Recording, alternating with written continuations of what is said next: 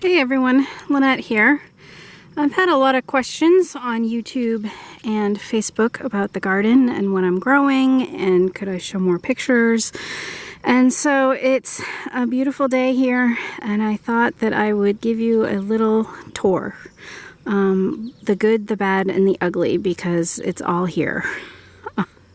I will start out by saying that last year I gardened in this spot and my garden consisted of these 3 rows because my uncle had his tomatoes and cucumbers growing in about half the space you see cultivated here. The other half was lawn area. He had been gardening here in this plot for many, many years, at least the 60s. And at one time, the garden was massive. And so it's my goal to slowly reclaim the original space. If you look over here, this is kind of our leaf pile, but eventually the garden is going to extend out here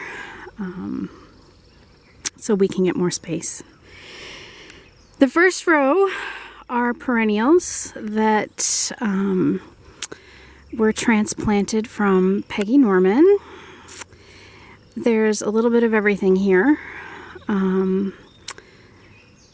This is not their permanent home.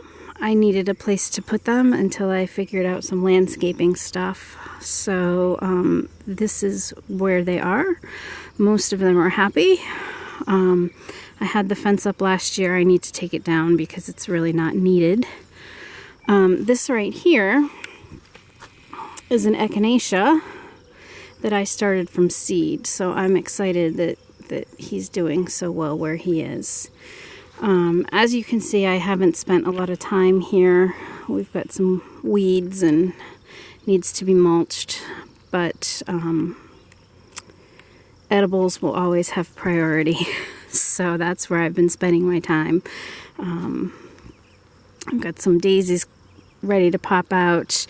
The big yellow thing that has gone by is a bleeding heart, a white one. It's absolutely massive this year.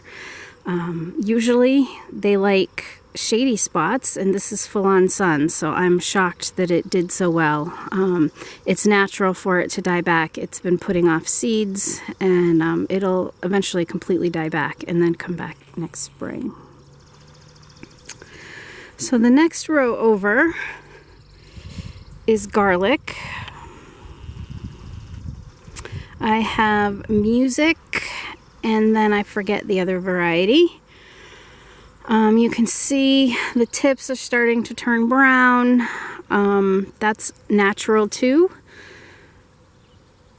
I think probably by the end of the month they'll be ready for harvesting.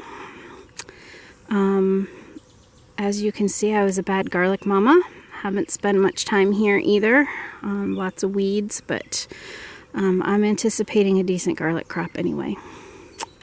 The next row, 2 weeks ago, it was beautiful. These are all potatoes. The potato beetles are getting to them, and so they're not looking so great, and they're starting to die back anyway because it's going to be time to harvest these soon. Let's see if I can take you around and show you if I can dig under here. See that right there is a potato. So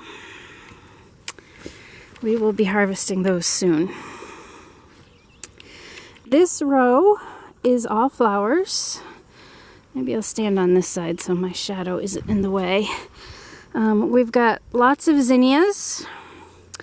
This right here, thank you very much to the wild turkey who decided to take a dust bath in the middle of my zinnias, but that's all right.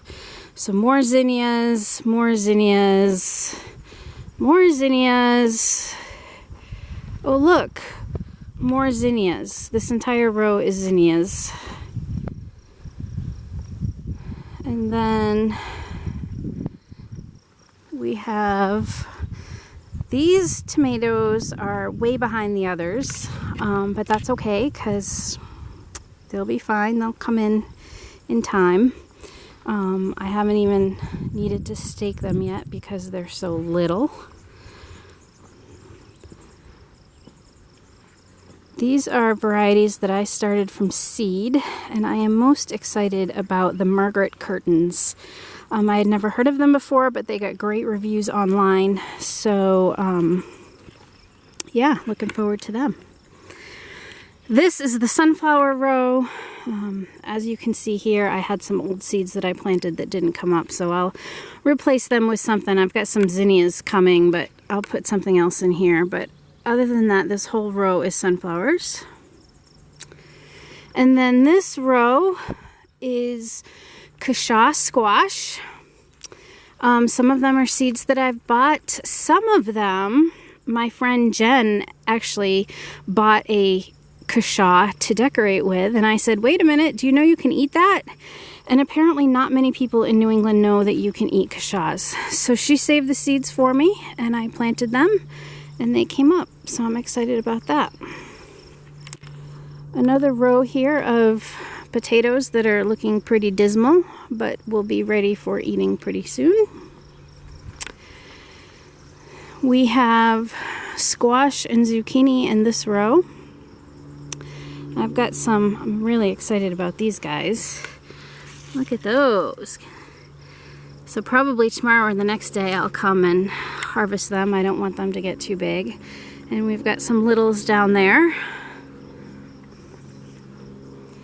Got another row here of zinnias, and again, old seeds that didn't come up, so I need to put stuff in there. This is the row of cherry tomatoes and purple ruffles basil that's doing really well.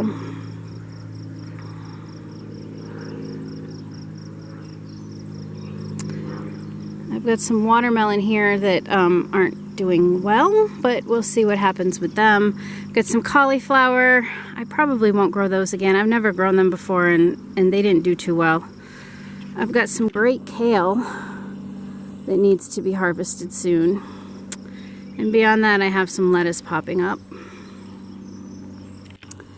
This is the cucumber row. I've got some Boston pickling, I've got some national pickling, and I've got some market moors. Another row of tomatoes. I started all of these from seed, so I'm very pleased that they're doing so well. We got them staked last weekend and tied up and pruned. Here we have more sunflowers and some calendula, more zinnias. And way down there we've got cilantro that needs to be harvested and some dill. And you can see where I just planted and watered some sunflowers. And then in the row next to that, there's, shockingly, more tomatoes. The stakes with the pink ties on them denote determinate tomatoes. So the majority of varieties that I planted are indeterminate, which means by the end of the season, they'll be at the top of these 8-foot stakes.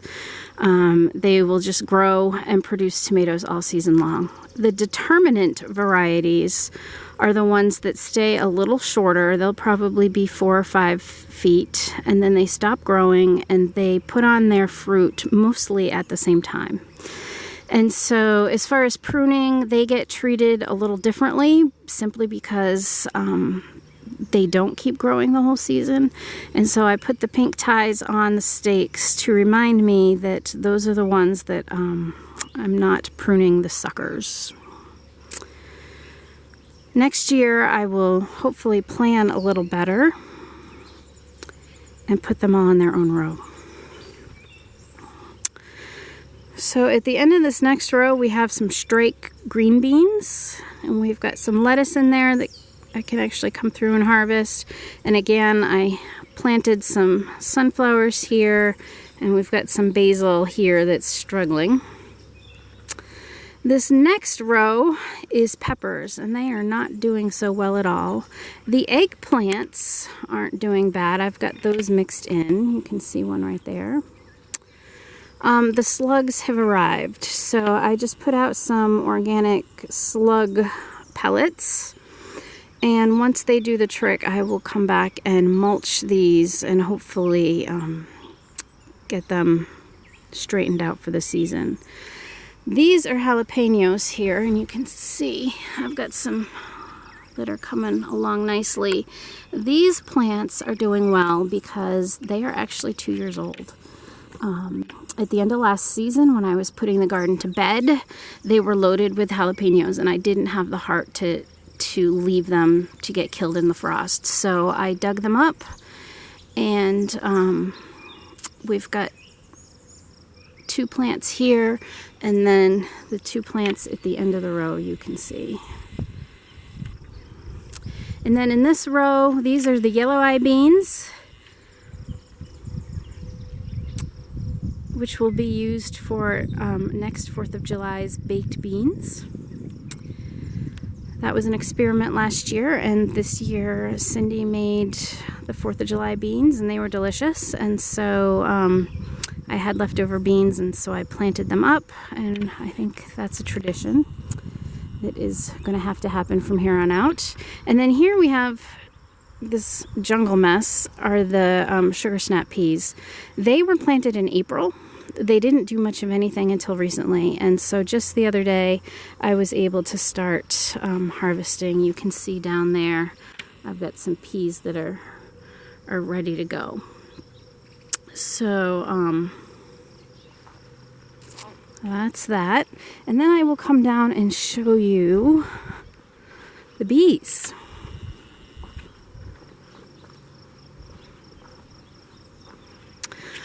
So the hive on the right was my first hive this year. I got that at the beginning of May. It arrived as a 3-pound package, which is basically 3 pounds of bees and a queen. And so I got them settled in, and they are doing quite well. The middle hive I got towards the middle of May, and that was actually a nucleus colony. So it came with bees and a queen and frames of brood and honey. So they weren't starting from scratch, and they are doing well as well.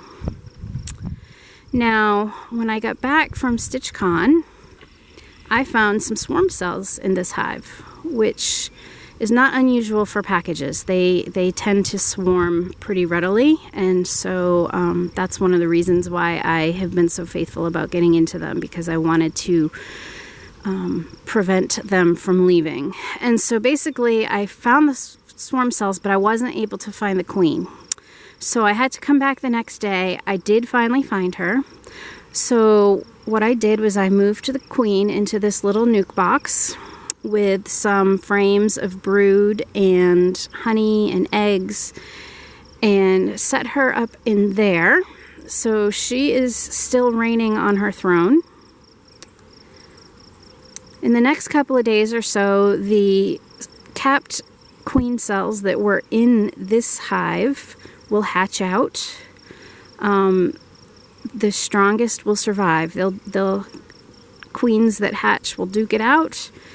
One of them will win. She will fly off and be mated and come home and start laying. And so 3 hives. Now you'll notice there's not as much activity out of the nuke box as there is in the other 2. And that's because when I took the bees and put them in there were basically 2 kinds of bees. There are the nurse bees that are taking care of the eggs and the brood, and there are foragers. The foragers are older bees, and their job is to go out and bring back pollen or nectar. And so when those bees were moved into this box, and then they went out flying, foraging, because that's their job, they would have returned home to that hive, because that is the home that they know, that's the home that they're oriented to. So basically at this point in the nuke box, we have nurse bees taking care of the younger bees and the eggs and the brood. in a couple of weeks, they will age and they will become foragers. And so they will go out and bring back pollen or bring back nectar, but they will be oriented to this nuke box because this is their home. And so at that point, we'll start seeing a lot more activity through the entrance to this hive. So it's not a concern right now that there's not as much activity. So those are the hives. They're doing well. Knock on wood, we'll get them through winter and we'll be good to go. I am not going to be harvesting any honey from them this year. I'm going to let them have it all to get them through winter. And next year, hopefully, we will break out the extractor and we'll get some honey. So let me give you one final view of the garden. It's a big one, but it's not big enough. So like I said, hopefully next year we'll be expanding by a couple of rows at a time. All right, I'm off to get some more planting done in those empty spots. And we'll talk to you later. Bye.